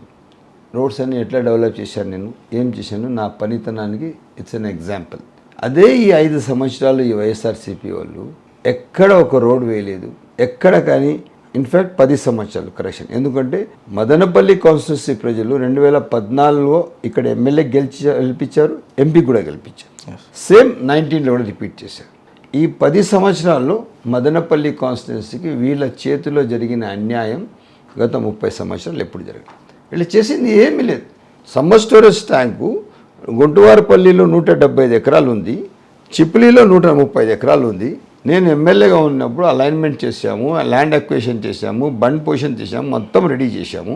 రౌండ్ అబౌట్ ఆ రోజుల్లోనే 300 కోట్ల ప్రాజెక్ట్ అది. మా పీరియడ్లో కంప్లీట్ అయ్యి నిలిచిపోయింది అది. మళ్ళీ పెద్దలు చంద్రబాబు నాయుడు గారు వచ్చి దాన్ని కంప్లీట్ చేశారు. సో ఇది absolute project of 400 crores. So just ఒక 5 కోట్ల రూపాయలతో ఒక తూమ్ కంప్లీట్ చేసి ఆ ట్యాంక్ కంప్లీట్ చేయాలి. ట్యాంక్ వాటర్ నింపాలి. వాటర్ మదనపల్లి నుంచి వెళ్తుంది, మదనపల్లి ట్యాంక్ నింపరు. దీనికి పుంగనూరులో తీసుకుపోయి పుంగనూరు సమ్మర్ స్టోరేజ్ ట్యాంక్ నింపుతారు. ఎవడిచ్చాడు వీళ్ళకి బాధ్యత? ఎవడబ్బసము? ఫస్ట్ వాటర్ ఇక్కడ వస్తుంది, అది మా హక్కు. ఇక్కడ ఫుల్ఫిల్ అయిన తర్వాత పుంగనూరు పోవాలి. ఎలా వెళ్ళిపోయింది పుంగనూరుకి? సో అది వచ్చింది మదనపల్లి పైన చిన్న చూపు. మదనపల్లి జిల్లా అడిగితే ఎక్కడ వాళ్ళ మిథున్ రెడ్డి గారు వాళ్ళ నాన్నగారికి వచ్చి మంత్రి పదవులు పెరికేస్తాడు జగన్మోహన్ రెడ్డి గారిని ఆలోచన చేసి, ఇప్పుడు శ్రీకాంత్ వచ్చి రాయచోటి జిల్లా అడిగారు. శ్రీకాంత్ అడిగితేనే అతని ఫర్దర్ చీఫ్ పోస్ట్ తీసేస్తాడు. ఆయన ఎట్లా అంటే జగన్మోహన్ రెడ్డి గారి ఆలోచన, ఒక ఇష్యూలో హెల్ప్ చేస్తే సెకండ్ ఇష్యూకి ఎంటర్టైన్ చేయడు. సో అది బాగా మిథున్ రెడ్డి గారి మైండ్లో ఉండింది. ఎక్కడ నేను జిల్లా అడిగేస్తే మా నాన్న మంత్రి పదవి పెరిగేస్తాడంటే సరే ఏంటి జిల్లా విషయం మాట్లాడలేదు. అంటే కేవలం వ్యక్తిగత ప్రయోజనాల వల్లే మదనపల్లి జిల్లా కాలేదంటారు. ఎస్ వీళ్ళంతా సొంత అజెండా పైన పనిచేస్తారు, ప్రజల అజెండా ఉండదు ఇది. సో దానికి ఏం చేశారు? 1 కాదు 3 మంత్రి పదవులు తీసుకున్నారు సార్. ఎనర్జీ తీసుకున్నారు, మైన్స్ తీసుకున్నారు, పంచాయతీరాజ్ తీసుకున్నారు. 3 డిపార్ట్మెంట్ కొలాప్స్ చేసేసారు, డిఫంక్ట్ చేసేసారు డిపార్ట్మెంట్స్. ఎక్కడైనా మీరు గవర్నమెంట్ పోయి ప్రైవేట్లైజ్ అయింది చూసారా మీరు? మైన్స్ డిపార్ట్మెంట్ చిత్తూరు డిస్టిక్ది దాదాపు జిల్లాలో స్టేట్లో ప్రైవేట్లైజ్ అయింది. ఎవరి వలన? పెద్దిరెడ్డి రామచంద్రారెడ్డి గారి వల్ల. ఏ విధంగా చేస్తారండి మీరు ప్రైవేట్లైజ్? ఎంత పెద్ద స్టాఫ్ ఉంది, సిస్టమ్ ఆఫ్ అడ్మినిస్ట్రేషన్ ఉంది, ఒక మైన్స్ డిపార్ట్మెంట్, ఒక సర్వే ఉంది, ఆఫీసర్స్ ఉన్నారు, ఏడీ ఉన్నారు, డిఈస్ ఉన్నారు, ఎండీస్ ఉన్నారు. ఎట్లా చేస్తారు? సో వాళ్ళ ఆలోచన ఏమంటే ఫస్ట్ మా కాన్సెప్ట్, మా అజెండా ఫుల్ఫిల్ కావాలి. డిపార్ట్మెంట్లు వర్డ్స్ అయిపోని, డీఫంక్ అయిపోని, లే అవేమన్నా అమ్ముడు పోని, మాకు లీస్ట్ బాధ. This is the original face of the ఈ వైఎస్ఆర్సీపీ పెద్దిరెడ్డి రామచంద్రారెడ్డి, మిథున్ రెడ్డి. మీరు మదనపల్లి డెవలప్మెంట్ కోసం ఒక స్పెషల్ మేనిఫెస్టో రూపొందించుకున్నట్టు తెలుస్తోంది. ఒక 500 బెడ్లు ఉన్న ఆసుపత్రి కావచ్చు, చెరువుల అభివృద్ధి కావచ్చు, అదేవిధంగా చేనేతలకు ఎవరైతే పన్ను విధిస్తున్నారో దాని కమర్షియల్ ట్యాక్స్ నుంచి మినహాయింపు కావచ్చు, తర్వాత ఐటీకి సంబంధించిన హబ్ కావచ్చు. ఇవన్నీ సాధ్యమైనా కేవలం ఎలక్షన్లకి హామీలు అందరూ ఇచ్చే విధంగానే షాజహాన్ బాషా కూడా ఇచ్చారనుకోవచ్చుగా. షాజహాన్ బాషా అనే మనిషి మదనపల్లికి చేసినంత దాంట్లో 10% వైసీపీ వాళ్ళు చేసి ఉంటే నేను వినడానికి సిద్ధంగా ఉన్నాను. నేను మొన్న కూడా ఒక 2 months ముందు ఓపెన్ ఛాలెంజ్ చేశాను. నేను చేసిన అభివృద్ధిలో 10% మీరు అభివృద్ధి చేసి ఉంటే, అసలు మీకు సబ్జెక్ట్లో కమాండ్ లేదండి. మీకు కమాండ్ ఇది ఇసుక అమ్మల్లా, మైన్స్ అమ్మల్లా, అర్థమైంది, భూ కబ్జాలు చేయాలా, ఇది మీ command. You are fit for zero. మీరు చేసింది ఏం లేదు. ఎవరైతే మిథున్ రెడ్డి గారు ఎంపీ ఉన్నారో ఇక్కడ ప్రజలు ఆయన న్యాయం చేశారు, ఆయన మాత్రం ప్రజలకు మోసం చేశారు. దట్స్ వాట్, వేరే ఏమీ చేయలేదు. సో మీరేం చేయాలనుకుంటున్నారు? తప్పకుండా అండి. మదనపల్లి ఇప్పుడు చూడండి, సిటిఎం చెరువు ఉంది. సిటిఎం చెరువు 650 ఎకరాలు ఉంది. తప్పకుండా 600 ఎకరాల చెరువు మొత్తం క్లీన్ చేస్తాం, సర్వే చేస్తాం, డీపెనింగ్ చేస్తాం, బండ్ పొజిషన్ తీసుకొని వస్తాం, దాంట్లో ఒక బోటింగ్ పెడతాం, దానికి పూర్తి స్థాయిగా టూరిజం చేస్తాం. 650 ఎకరాల చెరువు నింపి 3000 ఎకరాలకు సాగు తీసుకొని వస్తాం. దానికి లింకప్ వచ్చింది బహుదా ప్రాజెక్ట్ ఉంది. బహుదా ప్రాజెక్ట్కి లింకప్ చేస్తాం. లింకప్ చేసిన తర్వాత పూర్తిగా ఏరియా అంతా సస్యశ్యామలం అవుతుంది. సో రైతుకు దానికన్నా ఏం కోవాలి? ఫ్రీ వాటర్తో పంట అవుతుందంటే వరి మడి మూడు పంటలు పెడతాడు తను. So that is the concept. Madanapalle పట్టణం ఉంది, ట్రాఫిక్ సమస్య తాండవం ఆడుతూ ఉంది. మా ప్లాన్ ఏమి, దాదాపు కొన్ని గవర్నమెంట్ ఆఫీసెస్ ఉన్నాయి, దాంట్లో ఓపెన్ చేస్తే 100 feet రోడ్ ఇస్తాం. ప్రజలే కష్టపడుతుంటే అధికారులు ఏమి 15 ఎకరాల బంగ్లాలు ఉండాలి అవసరం ఉందా? ఎక్కడెట్లా రూల్ ఏం లేదు కదా.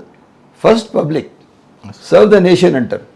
సో పబ్లిక్కి చేయాలా, ఆఫీసర్స్ది కాదు కదా. అంటే విద్యా, వైద్యం, ఉపాధి వీటన్నిటి మీద కాన్సన్ట్రేట్ చేసినట్టుగా మీ మేనిఫెస్టో కనిపిస్తుంది.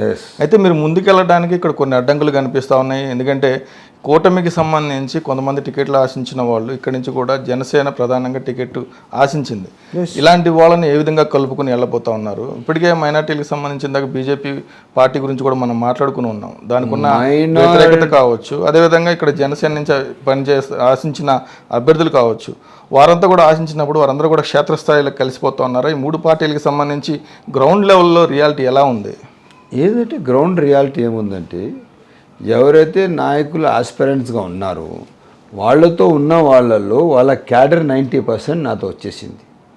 కాకపోతే వాళ్ళకు ఒక బాధ ఏముందంటే, ఏ విధంగా ఇప్పుడు మనం ఎట్లయినా కానీ రేపు కూడా వాళ్ళ ఆలోచన ఏముందంటే, మనం ఎట్లయినా కానీ టికెట్ మార్చేస్తాం, చేంజ్ చేసేస్తాం అని చెప్పి ఒక ఆలోచన ఉంది. ప్రతి ఒక్క మనిషి ఆశ అది దానికి ఎవరేం లేదని చెప్పి. మిగతా పార్టీలు పక్కన పెడతాం, టీడీపీలోనే కమ్మ సామాజిక వర్గం బలంగా ఉంది, బలిజ సామాజిక వర్గం.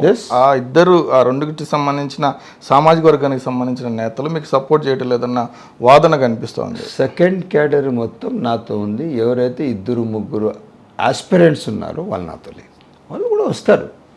కలుపుకొని పోవడానికి మీరు సిద్ధంగా ఉన్నారు? 100%. నేను నా శత్రువు కూడా కలుపుకొని పోతాను, నా బాధ్యత అది.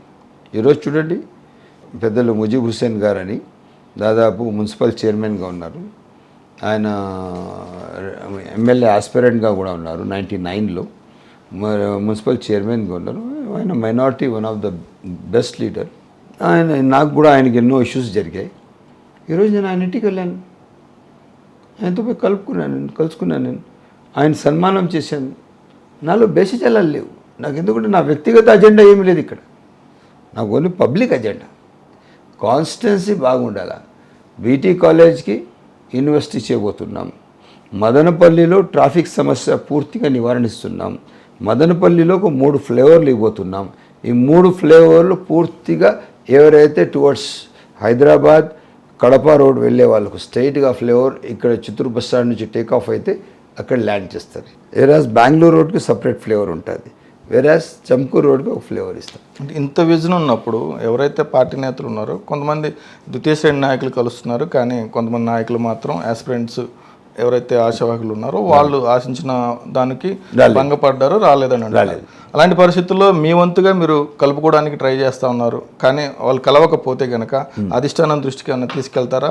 అధిష్టానం ఎంటర్ అయితే ఈ ఇష్యూలో బాగుంటుంది అనుకుంటున్నారా? చూడండి, తెలుగుదేశం పార్టీ ఒక సిస్టమైజ్ పార్టీ. ఇది ప్రతిరోజు రిపోర్ట్ అడుగుతారు వాళ్ళు. మీరు ఈరోజు ఏం చేశారు, ఏ గ్రామాలు తిరిగారు, ఎక్కడెక్కడ తిరిగారు, ఏ స్టేజ్ ఆఫ్ ఉంది, మీరు ఎవరెవరితో కలిగారు, ప్రతి ఫోటో అప్డేట్ చేయాలి. అప్డేట్ చేస్తూ ఎక్కడ మీరు ల్యాప్సెస్ ఉన్నాయి, ఎక్కడ వీక్ ఉంది, వాళ్ళు సపరేట్ సర్వే చేస్తారు. సర్వే చూసి ఇక్కడ మీ వీక్ పొజిషన్ ఉంది, ఇక్కడ మీరు సరిగ్గా చేసుకోలేదు, ఇక్కడ చేశారు, ఇక్కడ చేయలేదు, ఇక్కడ ఇట్లా చేయాలి, ఇక్కడ ఇట్లా చేయలేదు అని పూర్తిగా ఒక కన్క్లూజన్కి వస్తారు. సేమ్ టైంలో ఈ నాయకులతో మీరు కలిశారా, ఎప్పుడు కలిశారు, ఈ మధ్యలో కలిశారా, ఎక్కడైనా సందర్భం మాట్లాడాలా, ఎవరికైనా మనిషికి పెట్టారా, ఫలానా ఆయన సీనియర్ నాయకులు, ఆయనకి అతనికి లింక్ ఉంది, అతను పంపించి మాట్లాడించండి. సో ఇటువంటి ప్రతి కోణంలో పార్టీ మా వెనకాల ఒక షాడో పెడుతుంది, పని చేస్తూనే ఉంటుంది, అది గమ్ముండదు. సో ఇప్పుడు చూడండి, 21st వచ్చి పెద్దలు చంద్రబాబు నాయుడు గారు వచ్చి బీఫామ్స్ నా దగ్గర తీసుకొని మాట్లాడేసి వెళ్ళమన్నారు. దీనికి ఏమి? సో క్యాండిడేట్ ఫిట్నెస్ అనేది, పనితీరు అనేది ప్రతి కోణంలో అది చూస్తారు. అది వాళ్ళకు కూడా మాట్లాడడం జరుగుతుంది. కాకపోతే వాళ్ళు పెద్దలు చంద్రబాబు నాయుడు గారు మాట్లాడాలని ఆశిస్తున్నారు. బాబు గారు వచ్చి వాళ్ళ మీద కొద్దిగా కోపంగా ఉన్నారు. ఎనీ టైం మాట్లాడచ్చు, మాట్లాడి పాసిఫై చేస్తారు. ఇంకా కూటమిలో మరొక పార్టీ జనసేన అధినేత పవన్ కళ్యాణ్ తను ఆల్టర్నేటివ్గా రావాలనుకుని కూడా జగన్ని గద్దె దించాలని అంటే hello AP by by YCP నినాదంతో ఆయన రావడం జరిగింది. వైసీపీ రహిత రాష్ట్రంగా తీర్చిదిద్దుతానని చెప్పి పదే ఆయన చెబుతూ ఉన్నారు. దానికి నేను చాలా తగ్గాను, నా సైజు తగ్గించుకొని మరి వచ్చానని పదే చెప్తా ఉన్నారు.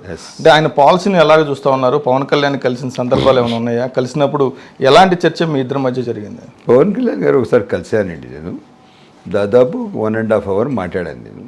అప్పుడు ఇన్ఫ్యాక్ట్ ఏమంటే ఒక ఇష్యూలో కలిసినప్పుడు వాళ్ళు పార్టీలోకి పిలిచారు నాకు. భాష గారు, మీరు నాతో ఉండండి, నాకు అవసరం ఉంది, మంచి మైనారిటీ లీడర్ నాతో ఉన్నట్టుంటారు. టీడీపీ కంటే జనసేన నుంచి ఆహ్వానం వచ్చింది మీకు? వచ్చింది, కలిశాను. కలిసినప్పుడు మాట్లాడిన తర్వాత ఆయన రాండి, తప్పకుండా మీరు మాతో ఉంటే బాగుంటుంది అని చెప్పారు. సరే అన్న, నేను చూస్తాను, చెప్తాను, మాట్లాడడం జరిగింది. But is a man of a fear. కానీ జనసేన కంటే టీడీపీ బెటర్ అనుకున్నారా? మీరు చేరడానికి, పనిచేయడానికి జనసేన కరెక్ట్ కాదని అనుకున్నారా? లేదు, జనసేనలో ఆహ్వానం వచ్చింది, మాట్లాడడం జరిగింది. బట్ అప్పటికి నా మైండ్ సెట్ పార్టీ మారాలని లేదు. ఓకే, పార్టీ మారాలని పాదయాత్రలో లోకేష్ గారు పిలిచి, మీరు నాతో రాండి అన్న, మనం కలిసి పనిచేద్దాము, మనం వేరే లేదన్నా నేను పార్టీ మారేవాడిని అట్లా కాదని, లేదన్నా ఇంకా మీకు ఎక్కడ ఫ్యూచర్ లేదు, మీరు దయచేసి మాతో రండి, మీకు ఏం కావాలో నేను చూస్తాను, I will take care of your interest అని చెప్పి ఇవ్వడం. స్థానికంగా మీ పైన ప్రత్యర్థి నిసార్ అహ్మద్ ఆర్థికంగా చాలా బలవంతుడు, మీకన్నా చాలా గట్టిగా ఉన్నారు అనేది ఒక ప్రచారం. వచ్చే ఎన్నికల్లో అంత డబ్బు కూడా చాలా కీలకం అనుకుంటున్న తరుణంలో అంతటి ప్రత్యర్థితో షాజహాన్ భాష తలపడి నెగ్గురగలరా? మీకు వాస్తవం షాజహాన్ భాష బలం వచ్చి షాజహాన్ భాష ప్రజలు. మీకు తెలుసో లేదు, నేను ఎక్కడ గ్రామాలకి వెళ్తే, ఎక్కడ వార్డులకు వెళ్తే, ఆ వార్డులో 2000 మంది ప్రజలు ఉంటే 1500 నుంచి 1800 ప్రజలు వచ్చి నాకు రిసీవ్ చేస్తారు. నేను ఎక్కడ పోతే నాతో కలిసి నడుస్తారు, నేను ఎక్కడ పోతే నాతో కలిసి ఇష్యూస్ పైన మాట్లాడతారు. ఎప్పుడైనా ఒక మనిషితో ఎప్పుడు మాట్లాడతారంటే, అతను ముందర మనిషితో కంఫర్ట్ ఫీల్ అయ్యి ఇతను మన మనిషి అనుకున్నప్పుడే ప్యూర్లీ ఫేర్గా మాట్లాడతారు. అట నా కాన్స్టిట్యున్సీ, నా ప్రజల బలం. నిసార్ అహ్మద్ ఏం తెలుసు, అతను ఒక ఇంజనీర్ పాపం. అతను ఒక్కడే కాదు, అతని వెనక పెద్దిరెడ్డి అనే ఒక బ్రాండ్ బ్యాకప్ ఉందనేది కూడా అని చెప్తున్నారు. అంటే నిసార్ అహ్మద్ని ఢీ కొట్టడం అంటే పెద్దిరెడ్డి బ్రదర్స్ని ఢీ కొట్టడమే కదా. నా టార్గెట్ నిసార్ అహ్మద్ కాదు, నా టార్గెట్ పెద్దిరెడ్డి రహిత మదన్పల్లి కావాలి, అంతే ఫిక్స్ అయ్యారు. ఎస్, అబ్సల్యూట్గా. మిథున్ రెడ్డి అనే మనిషి ఏం చేయలేదు, ఎందుకంటే మిథున్ రెడ్డి అనే మనిషి మదన్పల్లికి 0.1% కూడా న్యాయం చేయలేదు. సో అతన్ని ఓటు అడిగే నైతిక విలువలు మదన్పల్లిలో కోల్పోయారు. ఇక మీ ఫ్యామిలీ సంగతికి వద్దాం. మీ బ్రదర్స్లోనే డిఫరెంట్ పార్టీస్, ఒకరు వైసీపీ నుంచి, మీరు టీడీపీ నుంచి ఉన్నారు. అలాగే మీ బ్రదర్స్ మధ్య కూడా ఒక గ్యాప్ ఉందన్న ప్రచారం కొద్ది సంవత్సరాల నుంచి కూడా నడుస్తుంది. ఆ గ్యాప్స్ అలాగే కంటిన్యూ అవుతున్నాయా, లేదంటే పార్టీల పరంగా వేరుగా ఉన్నా ఫ్యామిలీ పరంగా అంతా కలిసే ఉంటున్నారు? వాస్తవం చెప్పాలంటే మా ఫ్యామిలీలో రాజకీయ జీవితం అనేది నా వల్లనే వచ్చింది. ఎవరికి రాజకీయంగా ఇది లేదు. నేను రాజకీయంగా ఒక అబ్సల్యూట్ ఒక గుడ్ పొలిటీషియన్గా నాకు పేరు వచ్చిన తర్వాత కాన్స్టిట్యున్సీలో నాకు మంచి హోల్డ్ ఉందని తెలిసిన తర్వాత మిథున్ రెడ్డి గారు ఏం చేశారంటే నా ఫ్యామిలీలోనే కౌంటర్ చెక్ పెట్టాలని చెప్పి మా తమ్ముడు తీసుకొచ్చాడు. నేను చెప్పాను ఆయన తీసుకొని వస్తాడు, 3 నెలల తర్వాత మిథున్ రెడ్డి మదనపల్లికి రాడు అని. అదే జరిగింది. అతను ఆయన గ్లోబల్ తీసుకుంటాడు, 20 కోట్లు తీసుకొని సీట్ ఇచ్చారు. సీట్ ఇచ్చిన తర్వాత ఇతన్నే మదనపల్లికి రాకుండా పోతుంది. ఇంకా నిసార్ అహ్మద్ పరిస్థితి అతను ఏమంత ఏమీ లేదు. అతను నా దగ్గర ఎన్నోసార్లు చెప్పాను, అన్న మీ వీడియోస్ మీ స్టైల్ ఆఫ్ టాకింగ్ ఇది నాకు ఇన్స్పిరేషన్ అన్న. అంటే మీ ప్రత్యర్థి అప్పటికే మీకు ఫ్యాన్ అనమాట. నాకు కలిసి ఎప్పుడో 2-3 సార్లు చెప్పడం జరిగింది గతంలో. మీరు చాలా బాగుంటారన్న, చాలా బాగా మాట్లాడతారన్న, యువర్ ఎ ట్రూ లీడర్. ఇప్పుడు రాజంపేట పార్లమెంట్ పరిధిలో ఉన్న ఈ మదనపల్లె, రాజంపేట నుంచి కూటమి నుంచి మాజీ సీఎం కిరణ్ కుమార్ రెడ్డి గారు ఉన్నారు.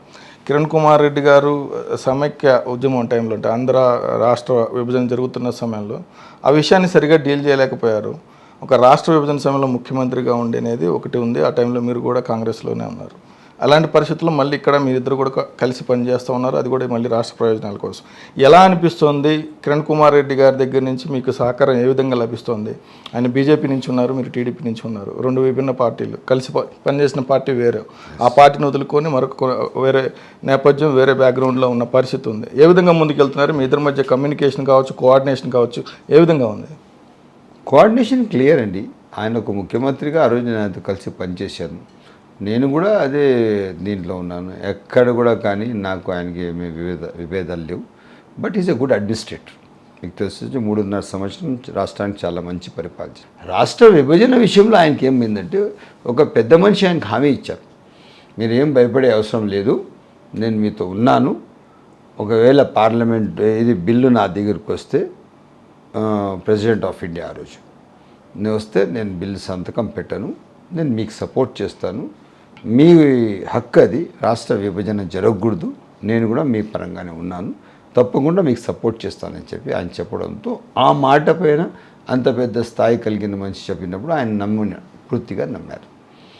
నమ్మి అదేవిధంగా కొద్దిగా మోసపోయారు. అది జరిగింది వాస్తవం. బట్ అది కిరణ్ కుమార్ గారి నిర్ణయం కాదు. ఆ రోజున్న రాష్ట్రపతి చెప్పిన మాటకు ఆయన పూర్తి కట్టుబడి నమ్మారు. ఉమ్మడి రాష్ట్రంలో చాలామంది ముఖ్యమంత్రులను చూశారు. ఆ తర్వాత రాష్ట్ర విభజన జరిగిన తర్వాత చంద్రబాబు నాయుడు సీఎంగా 5 ఏళ్ళు ఉన్నారు. ఆ తర్వాత జగన్మోహన్ రెడ్డి గారు ప్రస్తుతం. ఈ 2 ప్రభుత్వాలకి మీరు గమనించిన అంశాలు ఏంటి? చంద్రబాబు నాయుడుకి జగన్కి తేడా ఏంటి అని అంటే ఏం చెప్తారు సూటిగా? చంద్రబాబు నాయుడు గారి ప్రభుత్వం వచ్చి ప్రజల ప్రభుత్వం, జగన్మోహన్ రెడ్డి గారి ప్రభుత్వం వచ్చి లిమిటెడ్ కంపెనీ. అది వచ్చి ప్రజలతో అనుసంధానం లేదు. ఇది ఒక లిమిటెడ్ కంపెనీ. ఇలా ఈరోజు జస్ట్ లిక్కర్ మాఫియాకి మీరు లెక్క తీసుకోండి, 1,00,000 కోట్ల మిస్యూజ్ జరుగుతుంది.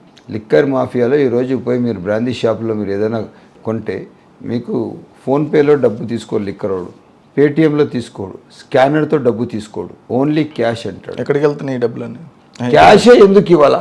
It's a government retail shop, అది ప్రైవేట్ రీటైల్ షాప్ కాదు. ఆయనకి ఏదో కమిషన్ పర్పస్లో ఎవడో కూడా కూర్చొని అమ్ముతున్నాడు. గవర్నమెంట్ రీటైల్ షాప్ అంటే బిల్లు ఎందుకు ఇవ్వను? పదే విపక్షాలు అడుగుతున్నా అధికార పార్టీ నుంచి సరైన సమాధానం రావట్లే. ఎక్కడికి వెళ్తున్నాయి డబ్బులు మీరేమనుకుంటున్నారు? ముఖ్యమంత్రికి. ఇప్పుడు గంజాయి రాష్ట్రంలో తాండవం ఆడుతూ ఉంది. ఒక్కరోజు ఒక రివ్యూ చేయలేదు ముఖ్యమంత్రి జగన్మోహన్ రెడ్డి గారు గంజా పైన. ఏ మెసేజ్ ఇవ్వబోతున్నారు మీ రాష్ట్రానికి? డీజీపీకి పిలిచి ఎప్పుడైనా రివ్యూ చేశారా మీరు? చీఫ్ సెక్రటరీకి పిలిచి రివ్యూ చేశారా? మదనపల్లిలో తాండవం ఆడుతూ ఉంది గంజాయి. ఏం చేస్తూ ఉన్నారు పాలకులు? తప్పకుండా చెప్తున్నాం, రేపు దేవుళ్ళ మేము పాలనలోకి వచ్చిన తర్వాత ఒక్క గంజాయి కేసు దొరికితే కూడా విల్ సీట్ సెండ్, దాన్ని వదలం ఎట్టి పరిస్థితి. ఒక్క గంజాయి కేసు. ఈరోజు జడ్పీఐ స్కూల్ అని ఒక స్కూల్ ఉంది ఇక్కడ, ఆ స్కూల్ ప్రెమిసెస్లో గంజాయి దొరుకుతూ ఉందండి. మొన్న రాత్రి ఒక 10 రోజుల ముందు 2 పిల్లలు 2 గ్రూపులు ఒకరొకరు కత్తులతో పొడుచుకున్నారు. ఒక గ్రూప్లో చూస్తే they have addict with the గంజాయి. ఆ మైకంలో వాడు ఏం చేసినాడు వాడికే తెలీదు. వాడు పొడిచాడు. వాడిని చూసి వాడు ఎత్తుకుపోయి ఆడిపోయి అక్కడి నుంచి కత్తిచ్చి వాడు తెచ్చి పొడిచాడు. ఏం జరుగుతోంది రాష్ట్రంలో? ఇన్ని విమర్శలు చేస్తూ ఉన్నారు, కానీ రాష్ట్రంలో అద్భుతమైన పరిపాలన అందించాం, మళ్ళీ ఇంకొకసారి గెలిపించండి వైనాట్ 175 పేరుతో ఆయన వెళ్తూ ఉన్నారు, బస్సు యాత్ర చేసుకుంటూ వస్తున్నారు. ఇలాంటి పరిస్థితుల్లో జనం కూడా కనిపిస్తూ ఉన్నారు, ఆదరణ ప్రతి జిల్లాలో కనిపిస్తూ ఉంది.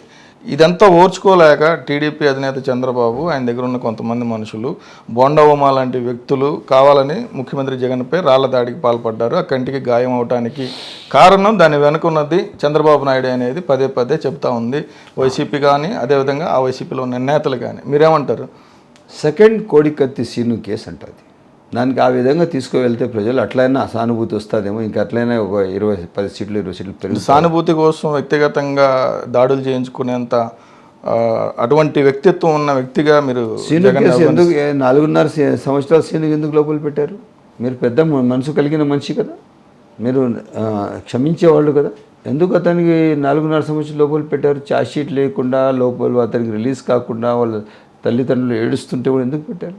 What is the wrong with that? మీకేం పెద్ద గాయం జరగలేదు కదా, జస్ట్ ఒక కొండ అట్లా గోక్కునింది అంతే. ఎందుకు పెట్టారు? దాని అర్థం ఏమంటే అతను బయట వస్తే వాస్తవాలు బయట వస్తాయి, అది రాకూడదు. అంటే ఇది కోడికత్తితోనే పోలుస్తున్నారు అంతే, 100%. కానీ ఒక వ్యక్తిని అరెస్ట్ చేయడం జరిగింది, సతీష్ అనే కుర్రాడిని. అతను రాళ్ల దాడికి పాల్పడ్డాడు, దీని వెనుక టీడీపీ వాళ్ళు ఉన్నారు అనేది కదా. ఎక్కడ రిమాండ్ షీట్ వాటిల్లో కూడా వేస్తూ ఉన్నారు, ఆరోపణలు చేస్తున్నారు. రిమాండ్ షీట్ ఎఫ్ఐఆర్ వచ్చి మీ ఇంటి టిష్యూ పేపర్.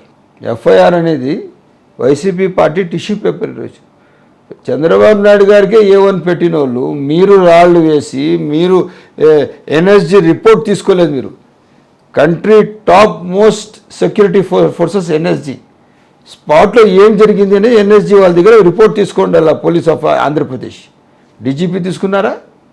అన్నమయ్య ఎస్పీ తీసుకున్నారా? ఇలా డిఎస్పీ తీసుకున్నారా? ఏం జరిగింది ఆ రోజు? కాజ్ ఆఫ్ ఇన్సిడెంట్ ఏమి? ఎక్కడ జరిగింది? ఎట్లా జరిగింది? ఎన్ఎస్జీ రిపోర్ట్ అడిగారా? ఎన్ఎస్జీ వాళ్ళ దగ్గర ఉన్న షీల్డ్స్ ఓపెన్ చేశారు. మీరు వీడియోస్ ఉన్నాయి చూడండి. షీల్డ్స్ బటన్ ప్రెస్ చేసి టోటల్ 3 ఫోల్డర్ షీల్డ్స్ ఓపెన్ అయిన తర్వాత పెద్దలు చంద్రబాబు నాయుడు గారు ఎంత హైట్ ఉన్నారో అంత హైట్ షీల్డ్ ఓపెన్ అయింది. 2 సైడ్. ఏ స్టేజ్లో షీల్డ్ ఓపెన్ చేస్తారు? ఏదైనా ఫైరింగ్ కానీ ఏదైనా ఆయన పైన అటాక్ జరుగుతుందంటే అప్పుడు షీల్డ్ ఓపెన్ చేస్తారు. ఆ స్టేజ్లో కూడా పోలీసు వచ్చి ఆయనకి A1 నాకు A5గా కేసు కట్టినారంటే, so police is not remain to maintain the law and order in the state. Police one side అయిపోయి. ఒక్కసారి మళ్ళీ మదనపల్లి ఎరుకొద్దాము. మదనపల్లి టమాటో మార్కెట్ అనేది ఆసియాలోనే అతిపెద్ద మార్కెట్. ఇక్కడ మనం తరచుగా చూస్తుంటాం వార్తల్లో, మదనపల్లి ఈ టమాటో మార్కెట్లో గిట్టుబాటు ధరలు లేక గుట్టలు టమాటాలు రోడ్లు పారబోసిన ఘటనలు చాలా చూస్తూ ఉన్నాం. ఇప్పటికైనా ఆ సమస్యకి ముగింపు వస్తుందా? ఒక పరిష్కారం ఆలోచించారా?